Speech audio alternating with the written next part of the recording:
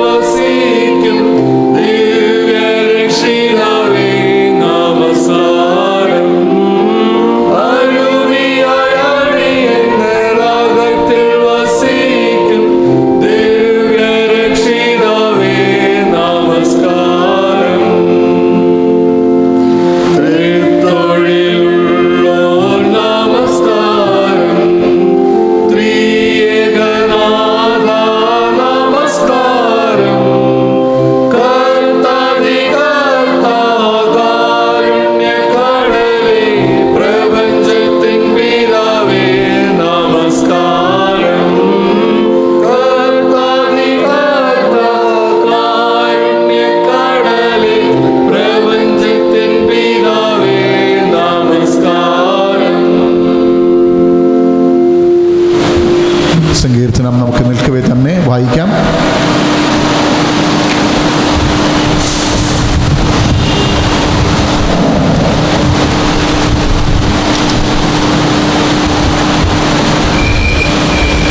സങ്കീർത്തനം 101 വാക്യപ്രതിവാക്യമായി വായിക്കാം. സങ്കീർത്തനം 101.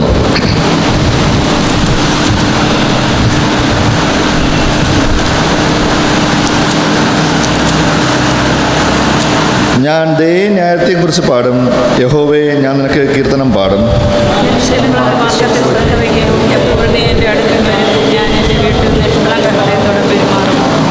ഞാനൊരു നീചകാര്യം എൻ്റെ കൺമുന്നിൽ വയ്ക്കുകയില്ല.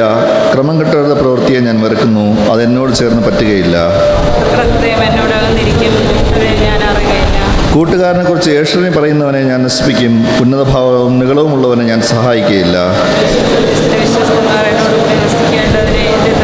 കടമേലിരിക്കുന്നു. നിഷ്കളങ്ക മാർഗത്തിൽ നടക്കുന്നവൻ എന്നെ ശുശ്രൂഷിക്കും. വഞ്ചന ചെയ്യുന്നവൻ എൻ്റെ വീട്ടിൽ വസിക്കുകയില്ല, ഭോഷ്ക് പറയുന്നവൻ എൻ്റെ വീട്ടിൽ ഉറച്ചു നിൽക്കുകയില്ല. ഇവിടെ നഗരത്തിൽ നിന്ന് സകല പ്രവൃത്തിക്കാരെയും ചേച്ചികളേണ്ട ദേശത്തിൻ്റെ പുരുമാരെയൊക്കെയും ഞാൻ രാവിലെ നശിപ്പിക്കും. പിതാവിനും പുത്രനും പരിശുദ്ധാത്മാവിനും മഹത്വം ഉണ്ടാകട്ടെ. പ്രകാരം തന്നെ ആമേൻ. എല്ലാവർക്കും ഇരിക്കാം. പാഠഭാഗം നമുക്ക് വായിച്ചു കേൾക്കാം.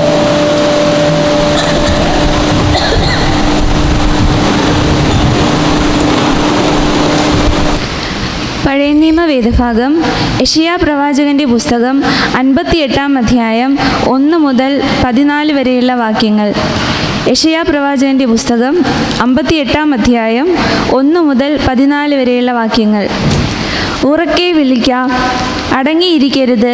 കാഹളം പോലെ നിന്റെ ശബ്ദം ഉയർത്തി എൻ്റെ ജനത്തിന് അവരുടെ ലംഘനത്തെയും യാക്കോബ് ഗൃഹത്തിന് അവരുടെ പാപങ്ങളെയും അറിയിക്കുക.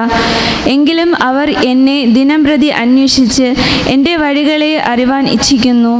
നീതി പ്രവർത്തിക്കുകയും തങ്ങളുടെ ദൈവത്തിൻ്റെ ന്യായം ഉപേക്ഷിക്കാതിരിക്കുകയും ചെയ്തൊരു ജാതിയെപ്പോലെ അവർ നീതിയുള്ള വെപ്പുകളെ എന്നോട് ചോദിച്ചു ദൈവത്തോട് അടുപ്പാൻ വാഞ്ചിക്കുന്നു. ഞങ്ങൾ നോമ്പ് നോൽക്കുന്നത് നീ നോക്കാതെ ഇരിക്കുന്നതെന്ത്?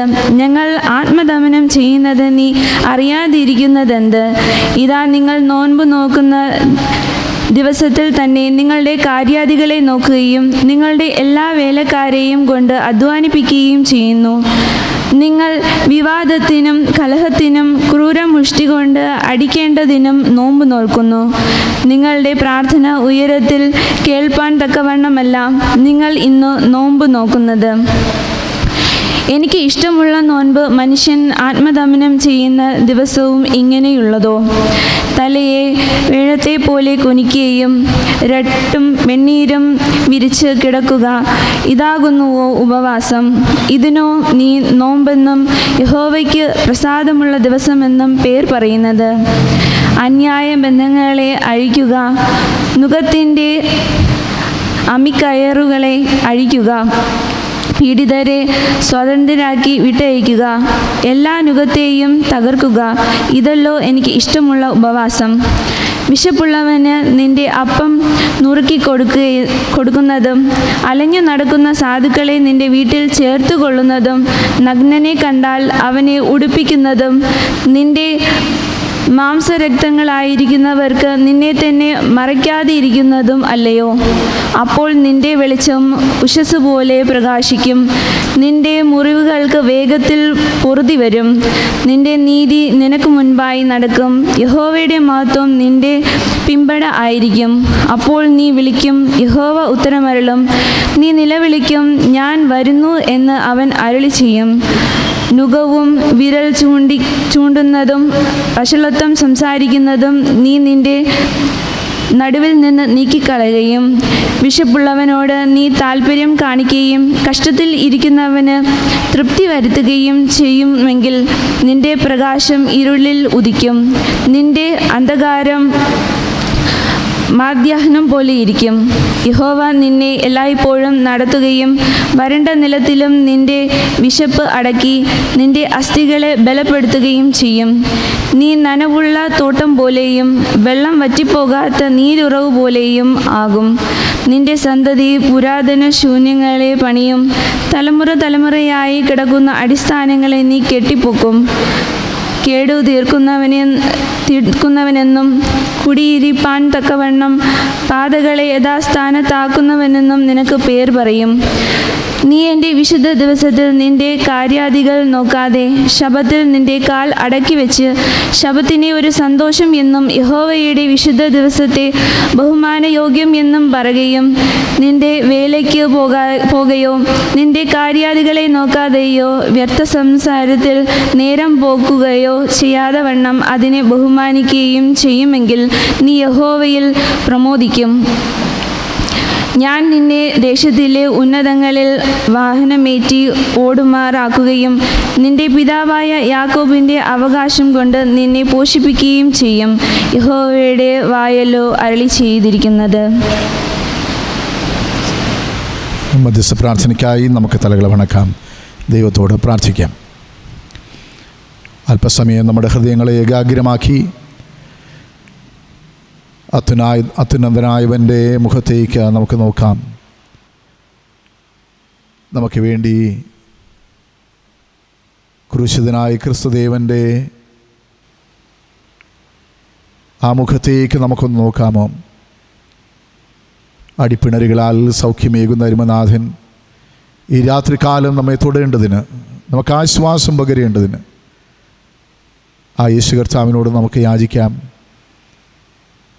ഏറെ ഭാരത്തിലും വ്യഥയിലുമായിരിക്കുമ്പോൾ പോലും സമസൃഷ്ടങ്ങളെ കരുതുന്ന ദൈവം, നിങ്ങൾ എന്നെ ചൊല്ലിക്കരയേണ്ട, നിങ്ങളെയും നിങ്ങളുടെ സന്താനങ്ങളെയും ചൊല്ലിക്കരയുവാൻ ആഹ്വാനം ചെയ്ത അരുമനാഥൻ്റെ വാക്കുകളെ നമുക്ക് കാതോർക്കാം. ദൈവത്തോട് പ്രാർത്ഥിക്കാം. യേശുവേ, ഞങ്ങളുടെ മക്കൾക്ക് വേണ്ടി പ്രാർത്ഥിപ്പാൻ, നമ്മുടെ പ്രിയപ്പെട്ടവർക്ക് വേണ്ടി യാചിക്കാൻ, നമ്മുടെ ആവശ്യങ്ങളെ ദൈവസന്നിധിയിൽ പകരുവാൻ ഈ സമയം ഞാൻ ദൈവസന്നിധിയിലേക്ക് അടുത്തു വരുന്നു.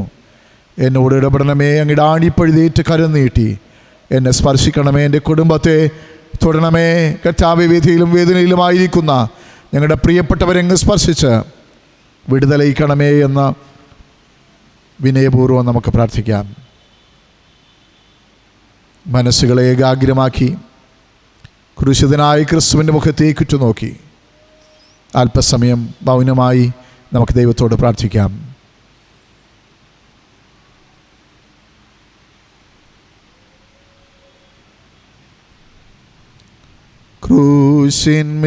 ക്രൂശിന്മേൽ ക്രൂശിന്മേൽ കാണുന്ന ദാരിദാം പ്രാണനാഥൻ പ്രാണനാഥൻ എൻ പേർക്കായി ചാകുന്നു. പ്രാണനാഥൻ പ്രാണനാഥൻ എൻ പേർക്കായി ചാകുന്നു. സ്നേഹവാനായ ദൈവമേ, സ്വർഗീയ പിതാവേ, അങ്ങയുടെ തിരുസന്നിധിയിലേക്ക് അടുത്തു വരുവാൻ, അബ്ബാ പിതാവേ എന്ന് വിളിപ്പാൻ പുത്രത്വത്തിൻ്റെ അധികാരം നൽകി അങ്ങനെ ഞങ്ങളെ വീണ്ടെടുത്തതിനായി സ്തോത്രവും സ്തുതികളും കരയേറ്റുന്നു. അല്പസമയം അങ്ങയുടെ പാതാരബിന്ദങ്ങളിൽ ക്രൂശിൻ്റെ അടിവാരത്തിൽ ഞങ്ങൾക്കായിരിക്കാൻ, ക്രൂശിൻ്റെ വചനങ്ങൾ ദർശിപ്പാൻ, കർത്താവേ, നോമ്പിൻ്റെ നാളുകൾ ഏറെ വിശുദ്ധിയോടെ ആലയത്തിലേക്ക് കടന്നു വരുവാൻ അങ്ങ് ഞങ്ങൾക്ക് നൽകിയിരിക്കുന്ന നല്ല നിമിഷങ്ങൾക്കായിട്ട് നന്ദി. അനേകർക്ക് ലഭ്യമാകാത്ത ഈ ഭാഗ്യം അങ്ങ് ഞങ്ങൾക്ക് നൽകിയല്ലോ കർത്താവേ. അല്പസമയം ഞങ്ങൾ ദൈവാലയത്തിലിരുന്നു കൊണ്ട് ഞങ്ങളുടെ അരുമനാഥനുമായി സംവദിക്കുമ്പോൾ, ഞങ്ങളുടെ ആവശ്യഭാരങ്ങൾ പങ്കുവയ്ക്കുമ്പോൾ, സ്വർഗീയ പിതാവേ, ഞങ്ങളുടെ ഭാരങ്ങളും വ്യഥകളും വേദനകളും വഹിച്ച് ഞങ്ങൾക്ക് ആശ്വാസമേകണമേ എന്ന് പ്രാർത്ഥിക്കുന്നു. ഈ ലോകത്തിലെ വേദനകൾ, ഭാരങ്ങൾ, പഴികൾ, ദുഷികൾ, നിന്ദകൾ, രോഗങ്ങൾ, ബാധകൾ, വ്യാധികൾ ഒന്നും പേറുവാൻ കഴിയാതെ കർത്താവെ തളർന്നു പോകുന്ന നിമിഷങ്ങളിൽ കർത്താവിൻ്റെ ദൃശ്യമായ കരം ഞങ്ങളുടെ മേൽ വയ്ക്കണമേ എന്ന് വിനയപൂർവ്വം ഞങ്ങൾ പ്രാർത്ഥിക്കുന്നു. എല്ലാം നിൻ്റെ മക്കളെയും ആശീർവദിക്കണമേ. ഏറെ ഭാരത്തോടെ ആലയത്തിനുള്ളിലായിരിക്കുന്ന എല്ലാം നിൻ്റെ മക്കൾക്കും ആശ്വാസം നൽകണമേ. അങ്ങ് നൽകിയ നന്മകൾക്ക് നന്ദി നിറഞ്ഞ ഹൃദയത്തോടെ കടന്നു വന്ന പ്രിയപ്പെട്ടവരെ അങ്ങ് ആശീർവദിക്കണമേ. വിവിധങ്ങളായ ആവശ്യഭാരത്തോടെ ദൈവമുഖത്തേക്ക് ഇട്ടുനോക്കുന്ന നിൻ്റെ മക്കളെ അങ്ങ് ആശീർവദിക്കണമേ എന്ന് പ്രാർത്ഥിക്കുന്നു. ഞങ്ങളുടെ പ്രാർത്ഥനയും യാചനകളും സ്വർഗം കേട്ടതേക്കായിട്ട് നന്ദി. യേശുവിൻ നാമത്തിൽ തന്നെ ആമീൻ. സ്വർഗസ്ഥനായ ഞങ്ങളുടെ പിതാവേ, തിരുനാമം വിസ്തരിക്കപ്പെടണമേ, തിരുരാജ്യം വരണമേ, ആഹാരം തരണമേ, ഞങ്ങളുടെ കടക്കാരോട് ശ്രമിക്കുന്ന പോലെ ഞങ്ങളുടെ പാവനങ്ങൾ ശ്രമിക്കണമേ. രാജ്യവും ശക്തി മഹത്വവും എന്നും എന്നേക്കും അങ്ങേക്കുള്ളതാകുന്നുവല്ലോ. ആമീൻ. ഒന്ന് ഹല്ലേലൂയ പറയാം. Hallelujah, hallelujah, hallelujah. ദൈവം നമ്മെ ധാരാളമായി അനുഗ്രഹിക്കട്ടെ. ഇപ്പോൾ സ്തോത്രാർപ്പണത്തിനുള്ള സമയമാണ്. ഒരു ഗാനം ഖായറിനോടൊപ്പം ചേർന്ന് നമുക്ക് പാടാം. 405 യേശു വിളിക്കുന്നു എന്ന ഗീതം സ്തോത്ര കാണിക്കകൾ നമുക്ക് അർപ്പിക്കാം. അതിന് ശേഷം സ്നേഹമുള്ള പ്രേം ഡാൻസിന് അച്ഛൻ നമ്മോട് തിരുവചനം സംസാരിക്കും.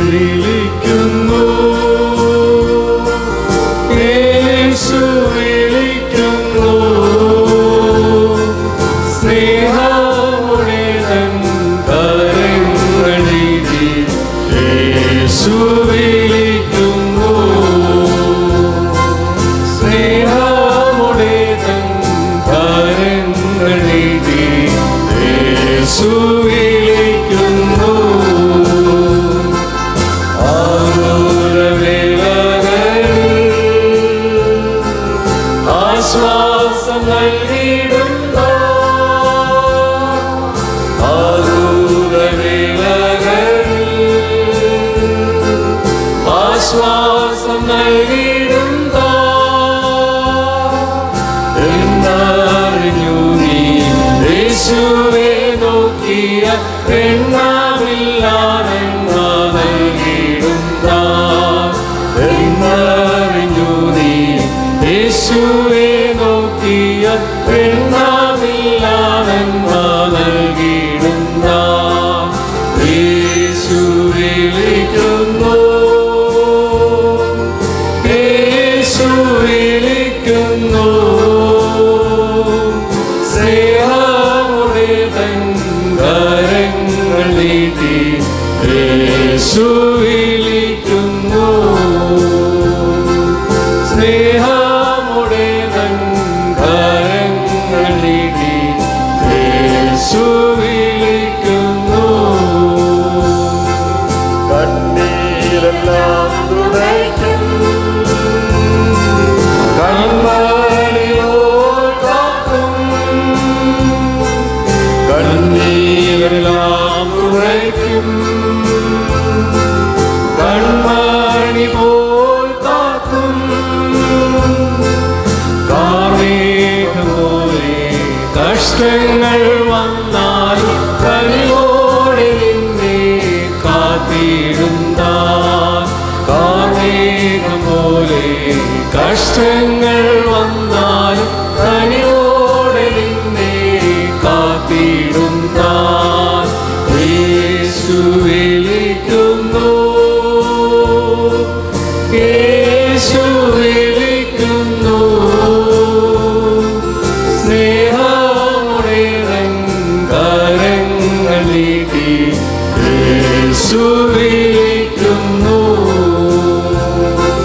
സ്നേഹമുടെ കരങ്ങൾ നീട്ടി യേശു വിളിക്കുന്നു. ദൈവത്തിൻ്റെ അതിവിശുദ്ധനാമം മഹത്വപ്പെടുമാറാകട്ടെ. കർത്താവായ യേശു ക്രിസ്തുവിൻ്റെ ക്രൂശിനോട് ചേർന്നിരിക്കുവാൻ നമ്മുടെ പ്രാണനാഥനായ ക്രിസ്തു കാൽവരി ക്രൂശിലേറ്റ പങ്കപ്പാടുകളിനോട് താതാത്മ്യപ്പെടുവാൻ ഈ നാളുകളിൽ ദൈവം നമ്മെ അനുഗ്രഹിച്ചിരിക്കുന്ന കൃപയെ ഓർത്ത് ദൈവത്തെ സ്തുതിക്കുന്നു.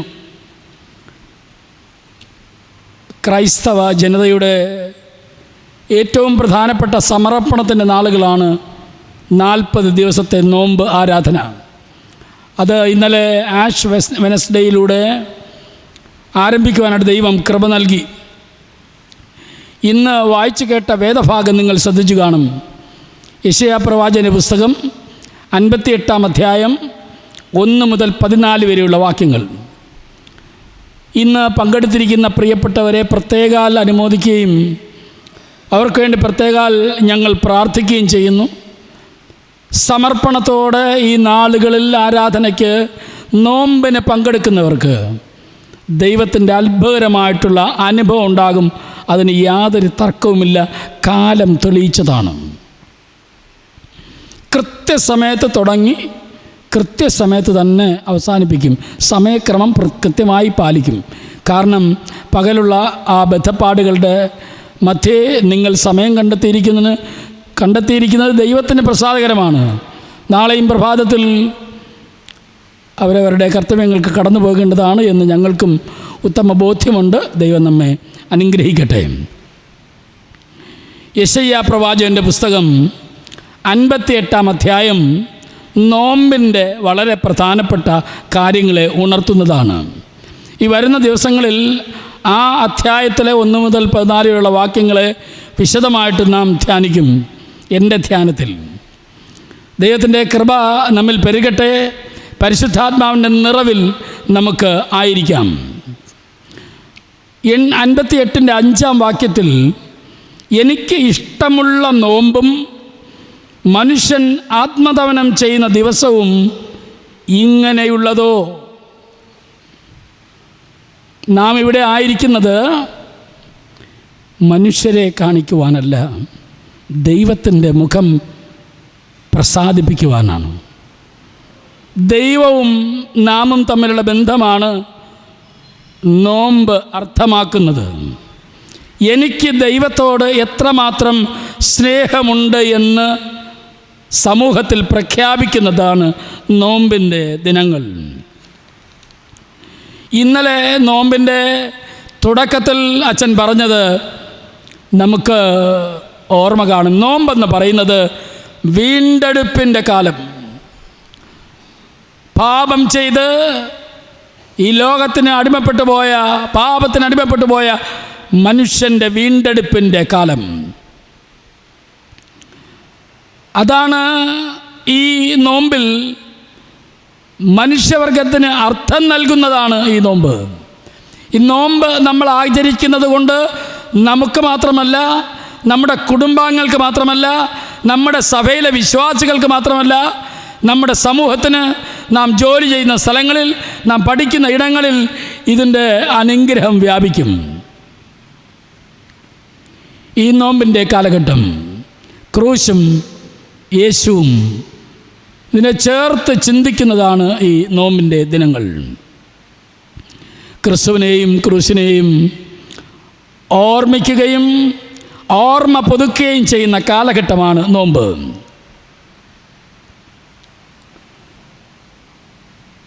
അതിലൂടെ ലഭ്യമാകുന്ന വീണ്ടെടുപ്പ്, ക്രിസ്തുവിനെയും ക്രിസ്തുവിൻ്റെ ക്രൂശിനെയും ഓർക്കുമ്പോൾ അതിലൂടെ ലഭ്യമാകുന്ന വീണ്ടെടുപ്പ് അന്വർത്ഥനമാകണമെങ്കിൽ ഈ നോമ്പ് കാലത്തിൽ, അല്ലെങ്കിൽ വീണ്ടെടുപ്പിൻ്റെ കാലത്തിൽ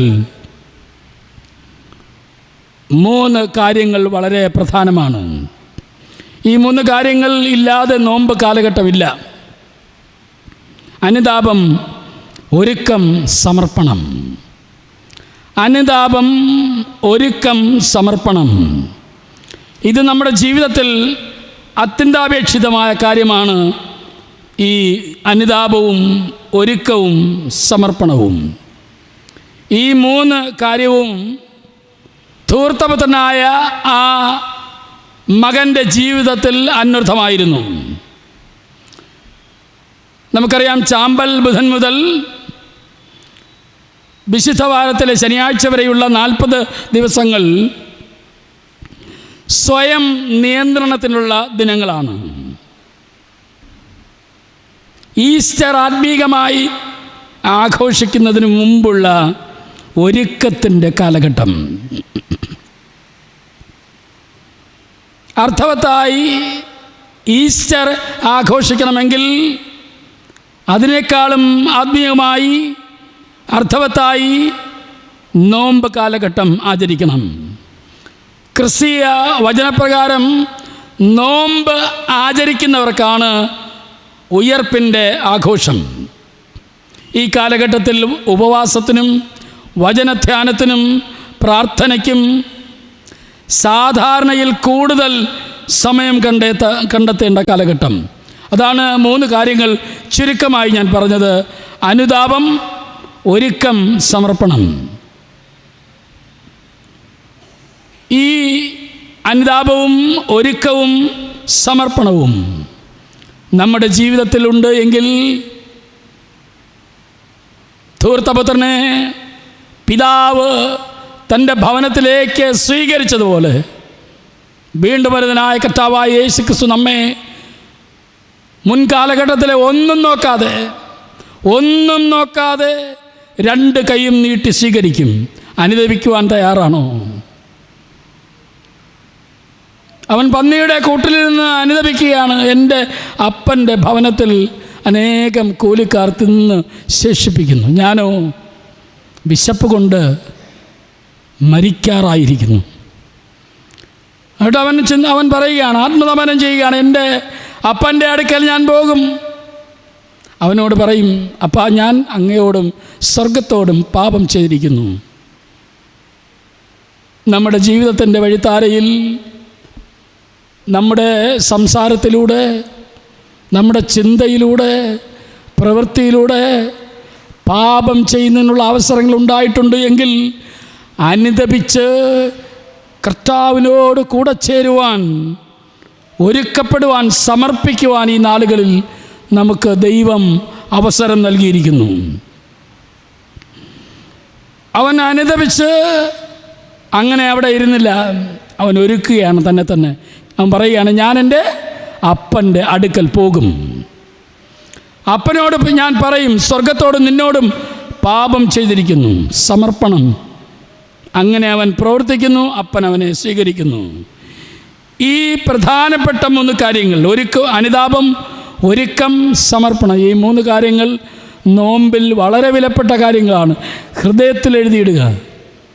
നോമ്പ് സമം അനുതാപം, ഒരുക്കം, സമർപ്പണം. യഥാർത്ഥ അനുതാപം പ്രവാചകൻ്റെ ശബ്ദത്തിൽ, ഇന്ന് വായിച്ച് കേട്ട ഭാഗത്തിൽ യെശയ്യാവ് 58:1 മുതൽ 14 വരെ പ്രവാചകൻ ശബ്ദിക്കുകയാണ്. എന്താണ് ആ ശബ്ദം? ദൈവത്തിന് ഇഷ്ടമുള്ള നോമ്പ് ഇങ്ങനെയുള്ളതോ? പിന്നെ ഏതാണ് യഥാർത്ഥ നോമ്പ്? തുടർന്ന് ദൈവം ശബത്തിനെക്കുറിച്ച് പറയുന്ന വാക്കുകളാണ് പ്രവാചകൻ അവിടെ പറഞ്ഞിരിക്കുന്നത്. അപ്പോൾ ഒന്നാമതായി യഥാർത്ഥ അനുതാപം പ്രവാചക ശബ്ദത്തിലൂടെ നമുക്ക് കേൾക്കുവാൻ കഴിയും. രണ്ടാമത്തത് വീണ്ടെടുപ്പിനായിട്ടുള്ള ഒരുക്കപ്പെടേണ്ട കാലഘട്ടം. യഹൂദന്മാർ കരുതിയിരുന്നത് ദൈവം അവരുടെ പാപം കണക്കിടുകയില്ല, അനുതപിക്കേണ്ട കാര്യമില്ല. പലപ്പോഴും ദൈവം ജനത്തോട് ദയയും സഹിഷ്ണുതയും ക്ഷമിക്കുകയും ചെയ്യുമെന്ന് അവർ കരുതി. അതുകൊണ്ട് അവർ നന്ദിയില്ലാത്തവരായിരുന്നു. പ്രിയപ്പെട്ടവരെ, ആരായാലും ദൈവഭാഗത്തേക്ക് വരാനുള്ള ആദ്യപടി മാനസാന്തരമാണ്. മനസ്സിനെ രൂപാന്തരപ്പെടുത്തി പുതിയ സൃഷ്ടിയാക്കി യേശുവിന് സമർപ്പിക്കുക എന്നതാണ് മാനസാന്തരം. മനസ്സിനെ ഒരുക്കി ദൈവത്തിന് സമർപ്പിക്കുക. അതിന് ഒന്നാമത് നാം ചെയ്യേണ്ടത് നമ്മുടെ പാപങ്ങളെ നാം മനസ്സിലാക്കുക. എന്താണ് പാപമെന്ന് മനസ്സിലാക്കുന്ന വ്യക്തിക്ക് ദൈവത്തോട് പ്രാർത്ഥിച്ചാൽ പരിശുദ്ധാത്മാവ് അത് നമ്മെ ഉണർത്തിത്തരും. ഏറ്റുപറയുക ആ പാപങ്ങളോട്. ഞാൻ എൻ്റെ അമ്മയെ അനുസരിച്ചില്ല, ഞാൻ എൻ്റെ അപ്പനെ അനുസരിച്ചില്ല, ഞാൻ എൻ്റെ സഹോദരനെ സ്നേഹിച്ചില്ല, ഞാൻ എൻ്റെ മക്കളെ ദൈവവചനപ്രകാരം വളർത്തിയില്ല, അപ്പോൾ ഞാൻ തെറ്റ് ചെയ്തു പോയി എന്ന് ആത്മാർത്ഥമായി ദൈവത്തോട് പാപങ്ങളെ ഏറ്റുപറയുമെങ്കിൽ, ആ പാപത്തിൽ നിന്ന് പിന്തിരിയുമെങ്കിൽ, പാപത്തെ ഏറ്റുപറഞ്ഞ് അതിനെ വിട്ടുകളഞ്ഞാൽ മാത്രമേ നാം മാനസാന്തരപ്പെട്ടു എന്ന് പറയുവാൻ കഴിയുകയുള്ളൂ. അങ്ങനെ ശരിക്കും മാനസാന്തരപ്പെട്ടാൽ നാം ദൈവ ഇഷ്ടമില്ലാത്ത ഒരു ആഗ്രഹങ്ങളും ചിന്തിക്കുക പോലും ചെയ്യുകയില്ല. പ്രിയപ്പെട്ടവരെ, നിർബന്ധിക്കുന്നതല്ല ദൈവത്തിൻ്റെ സ്വഭാവം. നമ്മുടെ ദൈവം നമുക്ക് സ്വാതന്ത്ര്യം നൽകിയിരിക്കുന്നു. അനാവശ്യമായ കഷ്ടമോ കഠിന ശോധനകളോ ദൈവം തരുന്നില്ല. മറിച്ച് തൻ്റെ ദയനിമിത്തം നമ്മെ മാനസാന്തരത്തിലേക്ക് നടത്തുന്നു. ആ സ്നേഹമുള്ള പിതാവ് തൻ്റെ മക്കളെ വിളിക്കുന്നത് പോലെ ദൈവം സകലരെയും വിളിക്കുന്നു എന്ന് പാടി. യേശു വിളിക്കുന്നു, യേശു വിളിച്ചുകൊണ്ടേയിരിക്കുന്നു. സകലരെയും യേശു വിളിക്കുന്നു. ഭൂമിയിൽ ഉദയം മുതൽ അസ്തമാനം വരെ ദൈവം മനുഷ്യരെ വിളിക്കുന്നു, ഭൂമിയെ വിളിക്കുന്നു, വിളിച്ചുകൊണ്ടേയിരിക്കുന്നു. ആ വിളിക്കേട്ട് ദൈവത്തിൻ്റെ സന്നിധിയിൽ നാം അനുതപിച്ച് നമ്മുടെ പാപങ്ങളെ ഏറ്റുപറഞ്ഞ് കർത്താവിനോട് ചേരുമെങ്കിൽ ദൈവം നമ്മുടെ പാപങ്ങളെ ക്ഷമിക്കും. ഈ ദൈവം അങ്ങേയറ്റം ക്ഷമയുള്ളവനാണ്. അതുകൊണ്ടാണ് നമ്മെ പഠിപ്പിച്ചത്, നീ 1 വട്ടമല്ല 2 വട്ടമല്ല 70 വട്ടം ക്ഷമിക്കണം. എല്ലാവരും മാനസാന്തരപ്പെടണമെന്ന് ദൈവം ആഗ്രഹിക്കുന്നു. പത്രോസിൻ്റെ ലേഖനം 2-ാം ലേഖനം 3:9 കാണുന്നു. പ്രിയപ്പെട്ടവരെ, തിരഞ്ഞെടുപ്പ് നമ്മുടേതാണ്. തിരഞ്ഞെടുപ്പ് നമ്മുടേതാണ്. അബ്രഹാം പറയുന്നു ലോത്തിനോട്, നീ വലത്തോണ്ടെങ്കിൽ ഞാൻ ഇടത്തോട്ട് പൊയ്ക്കൊള്ളാം, നീ ഇടത്തോട്ടെങ്കിൽ ഞാൻ വലത്തോട്ട് പൊയ്ക്കൊള്ളാം. സ്വാതന്ത്ര്യം ദൈവം നമുക്ക് നൽകിയിരിക്കുന്നു. ആടിയുലയുന്ന പടകിൽ, ആ പടകിൻ്റെ ഉള്ളിൽ ഉള്ള ശിഷ്യന്മാർക്ക് ആ വിടുതൽ സംഭവിച്ചു. ദൈവത്തിൻ്റെ അത്ഭുത പ്രവൃത്തി അവർ അനുഭവിച്ചു. കുഞ്ഞാടിൻ്റെ രക്തം കൊണ്ട് കുറുമ്പടിമേലും നെടുമ്പടിമേലും ഭവനത്തിൽ തളിച്ചിരിക്കുന്നവരുടെ ഭവനത്തിൻ്റെ ഉള്ളിൽ സംഹാരദൂതൻ കയറിയില്ല. തിരഞ്ഞെടുപ്പ് നമ്മുടേതാണ്. അവർ സംരക്ഷിതരായിരുന്നു. ഇസ്രായേൽ ജനത്തിൻ്റെ ഭവനങ്ങളിൽ, കുഞ്ഞാടിൻ്റെ രക്തം കൊണ്ട് മുദ്രയിട്ട സകല ഭവനങ്ങളിലും സന്തുഷ്ടരായിരുന്നു. സ്വാതന്ത്ര്യത്തിൻ്റെ ദിനമായിരുന്നു അന്ന്. അടിമത്തത്തിൽ നിന്ന് വിടുവിക്കുന്ന ദിവസമായി മാറി. എന്നാൽ മറ്റെല്ലാ ഭവനങ്ങളിലും ആദ്യജാതൻ കൊല്ലപ്പെട്ടു. നിലവിളിയും കരച്ചിലുമാണ് അവിടെ ഉണ്ടായത്. തിരഞ്ഞെടുപ്പ് നമ്മുടേതാണ്. മൂന്നാമത്തെ ചിന്ത, സമർപ്പണവും നമ്മുടേതാണ്. റോമർക്കെഴുതിയ ലേഖനം 2-ാം അധ്യായം 4-ാം വാക്യം, ദൈവത്തിൻ്റെ ദയ നിന്നെ മാനസാന്തരത്തിലേക്ക് നയിക്കുന്നു എന്നറിയാതെ നീ ദൈവത്തിൻ്റെ ദയ, ക്ഷമ, ദീർഘക്ഷമ എന്നിവയുടെ ഐശ്വര്യം നിരസിക്കുന്നുവോ? ഇന്ന് മാറും, നാളെ മാറും, ഇന്ന് നന്നാവും, നാളെ നന്നാവും, ഒരു വർഷം കൂടെ നിൽക്കട്ടെ, ഫലം തന്നില്ല എങ്കിൽ വെട്ടിക്കളയാം. ഇതാരുടെ വാക്കാണ്? യേശുവിൻ്റെ വാക്ക്. കർത്താവിൻ്റെ ദയ, ക്ഷമ, ദീർഘക്ഷമ എന്നിവയുടെ ഐശ്വര്യം നീ നിരസിക്കുന്നുവോ? റോമർ 2:5 ആ കാഠിന്യമായ ദൈവത്തിൻ്റെ കോപം അങ്ങനെ ചരതിച്ച് വയ്ക്കുന്നു. ഈ ദൈവത്തിൻ്റെ ദയയും ക്ഷമയും ദീർഘക്ഷമയും നാം നിരസിച്ചാൽ ആ ദൈവകോപം നമ്മിൽ ചരതിച്ച് വയ്ക്കുകയാണ്. തുടർന്ന് നമുക്കവിടെ വായിക്കുവാൻ കഴിയും, പ്രവൃത്തിക്ക് തക്കവണ്ണമുള്ള പ്രതിഫലം. അത് ദൈവ ഇഷ്ടപ്രകാരമുള്ള ആത്മാവിൻ്റെ ഫലങ്ങളാണ് എങ്കിൽ നിത്യജീവൻ നമുക്ക് ലഭിക്കും. കോപവും ക്രോധവും മറ്റ് പാപപ്രവൃത്തികളുമാണ് എങ്കിൽ എരിയുന്ന തീച്ചുളയിലാണ് നമ്മുടെ നിത്യമായ വാസം എന്ന് ഓർക്കണം. ന്യായപ്രമാണം ആചരിക്കുന്നവരത്രേ നീതീകരിക്കപ്പെടുന്നത്. പ്രിയപ്പെട്ട കർത്താവിൻ്റെ മക്കളെ, വരുന്ന 38 ദിനങ്ങൾ നമ്മുടെ ജീവിതത്തിൽ അനുതാപത്തിൻ്റെയും ഒരുക്കത്തിൻ്റെയും സമർപ്പണത്തിൻ്റെയും ദിനങ്ങളായിരിക്കട്ടെ. ഞാൻ പറഞ്ഞല്ലോ, യെശയ്യാപ്രവചനം 58:1 മുതൽ 14 വരെ കഴിയുമെങ്കിൽ എല്ലാ ദിവസവും ഈ നോപ്പിൻ്റെ നാളുകളിൽ വായിക്കുക. അതിനെ അധികരിച്ചായിരിക്കും ഞാൻ നിർവഹിക്കുന്ന വചന ധ്യാനം. അവസാന ഭാഗത്തിലേക്ക് വരുമ്പോൾ 58:13-14 വാക്യങ്ങൾ.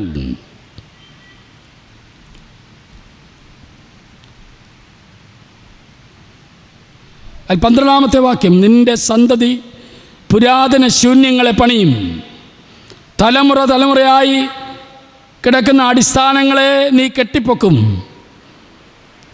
കേട് തീർക്കുന്നവനെന്നും കുടിയിരിപ്പാൻ തക്കവണ്ണം പാതകളെ യഥാസ്ഥാനത്താക്കുന്നവനെന്നും നിനക്ക് പേർ പറയും. അതുകൊണ്ട് നീ എന്ത് ചെയ്യണം? നീ എൻ്റെ വിശുദ്ധ ദിവസത്തിൽ നിൻ്റെ കാര്യാദികൾ നോക്കാതെ ശബത്തിൽ നിൻ്റെ കാലടക്കി വെച്ച് ശബത്തിനെ ഒരു സന്തോഷമെന്നും യഹോവയുടെ വിശുദ്ധ ദിവസത്തെ ബഹുമാനയോഗ്യമെന്നും പറയുകയും നിൻ്റെ വേലയ്ക്ക് പോകുകയോ നിൻ്റെ കാര്യാദികൾ നോക്കുകയോ വ്യർത്ഥ സംസാരത്തിൽ നേരം പോക്കുകയോ ചെയ്യാതെ വണ്ണം അതിനെ ബഹുമാനിക്കുകയും ചെയ്യുമെങ്കിൽ നീ യഹോവയിൽ പ്രമോദിക്കും. ഈ പ്രമോദം നമുക്ക് സ്വായത്തമാക്കുവാൻ ദൈവം തൻ്റെ പരിശുദ്ധാത്മാവിനാൽ ഈ നോമ്പ് നാളുകളിൽ നമ്മെ സഹായിക്കുമാറാകട്ടെ. ആമേൻ. നമുക്ക് എഴുന്നേറ്റ് നിൽക്കാം. ഞാൻ പറയുന്ന പ്രാർത്ഥന എൻ്റെ പിന്നാലെ ചൊല്ലി അച്ഛൻ്റെ ആശീർവാദത്തോടെ നമുക്ക് പിരിയാം. എല്ലാവർക്കും എഴുന്നേറ്റ് നിൽക്കാം. എൻ്റെ പിന്നാലെ ഈ പ്രാർത്ഥന ചൊല്ലുക. സർവശക്തനായ ഞങ്ങളുടെ ദൈവമേ, കഷ്ടതകളും പ്രയാസങ്ങളും അനുഭവിക്കുമ്പോൾ ഞാൻ സ്വയം നശിച്ചു പോകാതെ അവിടുത്തെ സ്നേഹം ആസ്വദിക്കാൻ എന്നെ പ്രാപ്തനാക്കണമേ. വേദനകളുടെ നിമിഷങ്ങൾ യേശുവിനെ പൂർണ്ണതയിലേക്കും മഹത്വത്തിലേക്കും കൊണ്ടുവരുവാൻ സാധ്യമാക്കിയതുപോലെ വിശ്വാസത്തിൻ്റെ അളവ് എന്നിൽ വർദ്ധിപ്പിക്കാനുള്ള അവസരം തരണമേ. കഠിനമായി അധ്വാനിക്കുമ്പോഴും കാരണം കൂടാതെ നിന്ദകളിൽ ഏർപ്പെടുമ്പോഴും ഉത്തരവാദിത്തത്തിൽ നിന്ന് പിന്തിരിയാൻ ഇടയാക്കരുതേ. ദൈവമേ, എൻ്റെ ജീവിതത്തെ സ്നേഹത്തിൻ്റെ ഒരു ഗീതമാക്കണമേ. ഇത് ആസ്വദിക്കുന്ന എല്ലാവർക്കും ആശ്വാസവും സന്തോഷവുമായി തീരുവാൻ ഞങ്ങളെ മാധുര്യം കൊണ്ട് നിറയ്ക്കണമേ. ആമേൻ. സമാധാനത്തോടെ ആശീർവാദം കൈക്കൊള്ളുവിൻ. പിതാപുത്ര പരിശുദ്ധനുമായി ത്രിയേക ദൈവത്തിൻ്റെ കൃപയും അനുഗ്രഹവും ആശീർവാദവും ഈ ദേശത്തോടും ഈ ആലയത്തിനുള്ളിലായിരിക്കുന്ന എല്ലാ പ്രിയപ്പെട്ടവരോടും ഇപ്പോഴും ഉണ്ടായിരിക്കുമാറാകട്ടെ. ആമേൻ.